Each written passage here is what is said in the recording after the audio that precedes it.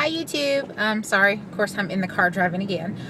Just wanted to give a quick update. I have said this before and I'll say it again.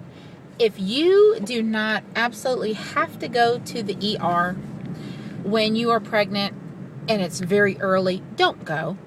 I'm a big advocate if something seems wrong of going to the doctor. I am. However, I have learned over time that the ER doctors do not know anything at all about being pregnant.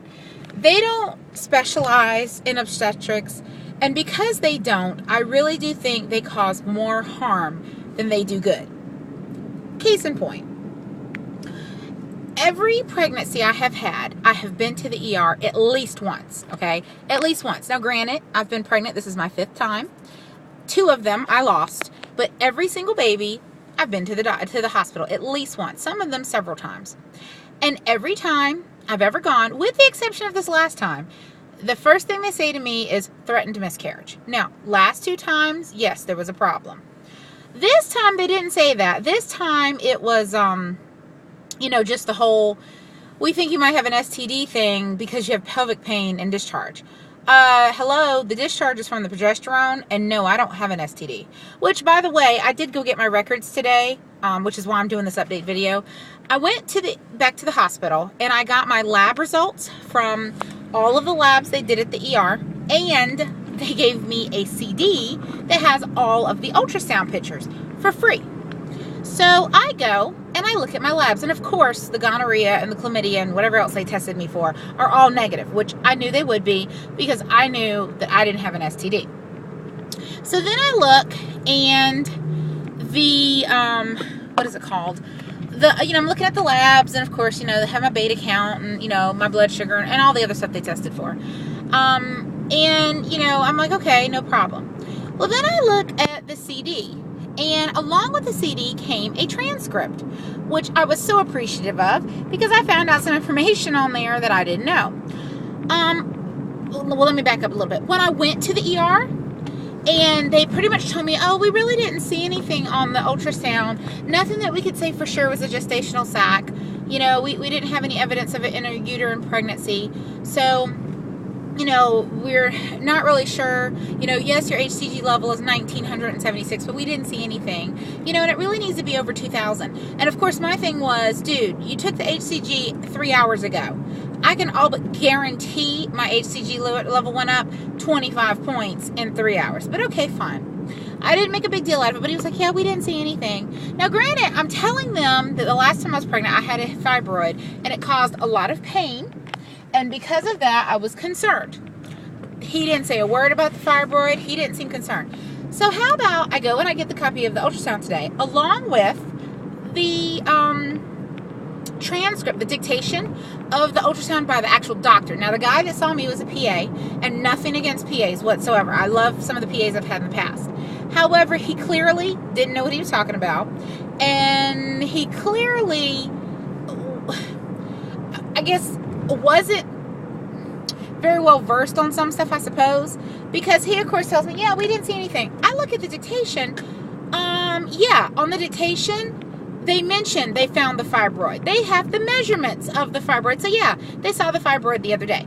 Now, granted, you might say, well, what difference does it make? Well, I don't know if there's something that my doctor can be giving me to help get rid of this fibroid, because I think last time I was pregnant, that's what killed the baby. So I don't know if maybe there's something they can give me or not, but it would have been nice to know that 5-6 days ago when I went to the ER so that I could let my doctor know. So of course I've got to call tomorrow.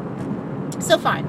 That's problem number 1. Number 2, they tell in the little transcript, they found a 3mm cystic structure, but they couldn't confirm if it was a gestational sac. Okay. Again, I've been pregnant 5 times. Again, I have had an early ultrasound with all the babies, to include the ones I lost. I know what a sac looks like, okay? I know what it looks like when you look at it online at other people's. I know what it looks like when I've looked at my own online, when I've had ultrasound. Okay, so they're like, we can't confirm if it's a gestational sac. I open up the ultrasound CD on the computer. How could you not tell that's a gestational sac? It's clearly a white ring with a black center. Now, there was nothing in it because it was very tiny. It was only 3 millimeters, which at the time, I was only 4 weeks, 4 days. 3 millimeters is doing pretty good at 4 weeks, 4 days. So that wasn't even like super tiny for the amount of time I was. Now, granted, by last menstrual period, I was 5 weeks, 1 day, which of course, you know, I knew was off because I know exactly when I ovulated because, you know, the RE's following me. But I was just like, really? You couldn't confirm that was a gestational sac for real? So I don't know if maybe because they didn't see a yolk sac inside of it or see the baby, they didn't want to call it. I couldn't tell you. But I'm just like, how could you not know that's what that was? And of course, you know, I got a chance to look at the fibroid because there's pictures of that. There's pictures of my ovaries. Well, the picture of my left ovary, they said my left ovary was grossly unremarkable, which I had to look that up online to figure out what that meant. Not that I'm a stupid person, because I'm quite intelligent and college educated, but I couldn't figure out if grossly unremarkable was a bad thing or a good thing. I'm going to find out it just means it's totally normal, which was a good thing. And then they had on there, we couldn't see the right ovary at all.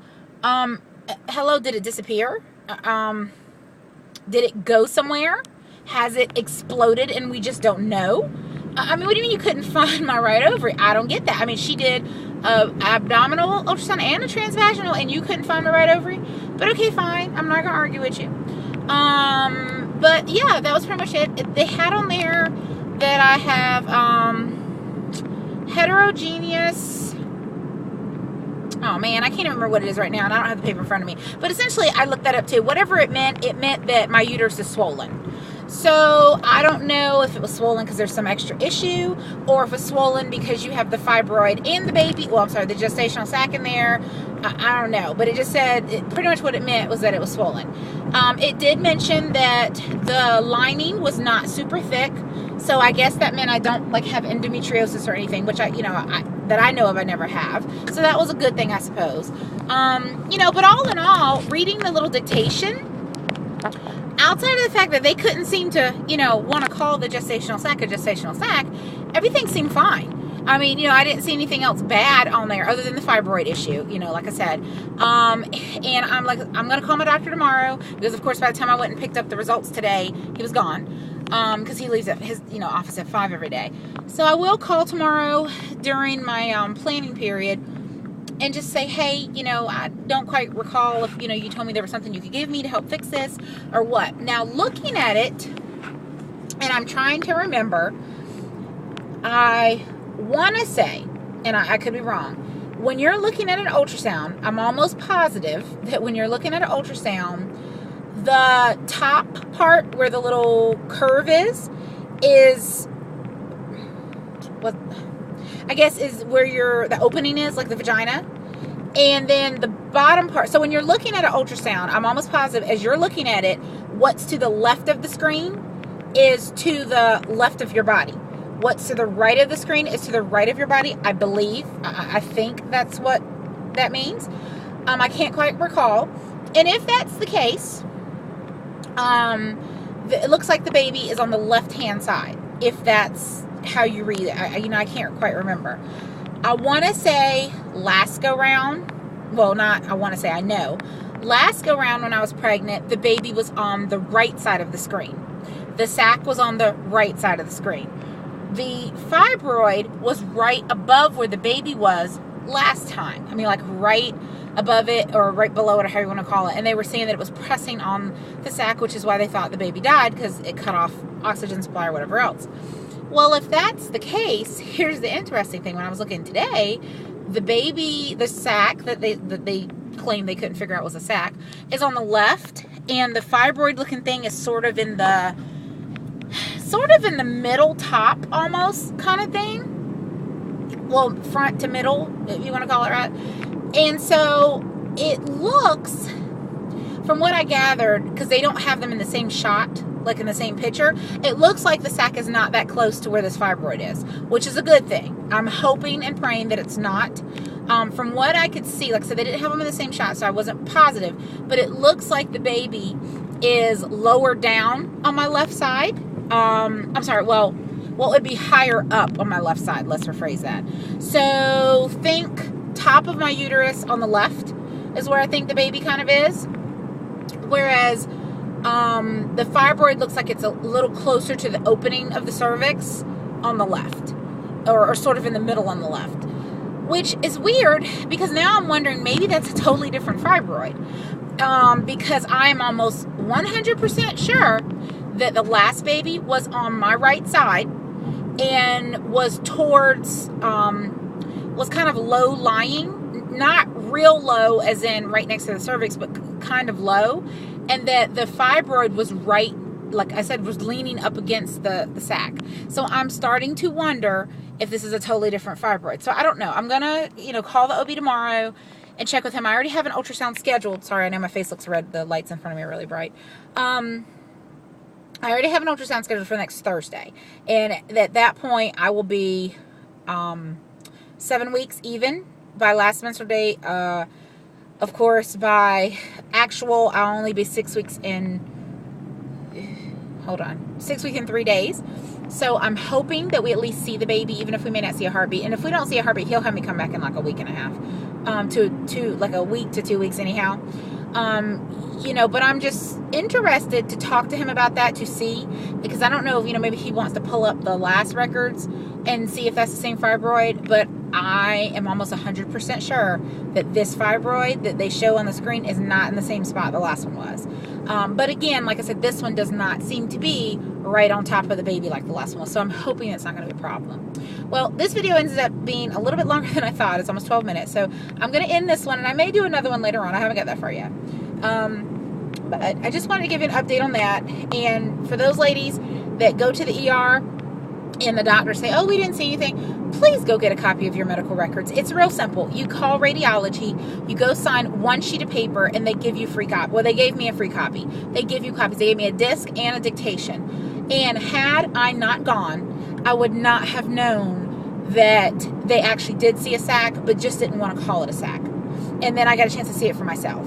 Okay, so just, trust your instinct, because my thing was, there was no way that I was almost 2,000 and you couldn't see something that, totally threw me off. All right, talk to you soon. Bye.